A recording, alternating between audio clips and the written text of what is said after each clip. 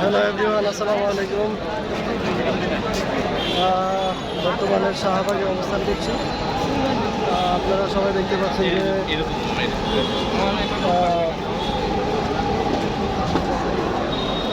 সম্পূর্ণ বোট শেষ আমাদের 4টার দিকে। এখন বোট গণনা চলতেছে, আমরা অপেক্ষায় রয়েছি। সেই কাঙ্ক্ষিত প্রার্থী যে দুটি পদে নির্বাচিত হবে, আমরা তার ফলাফলের জন্য অপেক্ষা করতেছি। সে সকাল থেকে আমরা এখানে অবস্থান করছি এবং খুবই উৎসব মুখর পরিস্থিতি বিরাজ করছে এখানে।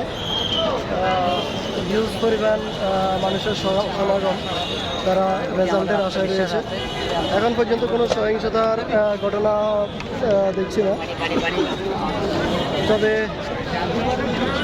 সহিংসতা হওয়ার অনেকটা পসিবিলিটি রয়েছে বলে আমি মনে করছি।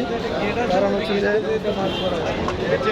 সিনেট ভবনে বিসির সাথে ছাত্র দলের কেন্দ্রীয় কমিটির যারা আছেন তারা অনেক বাকবিতণ্ডায় জড়িয়ে পড়ছিলেন।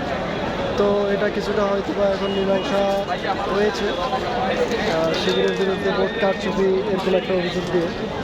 তো আসলে দেখা যাক রেজাল্ট কী হয়।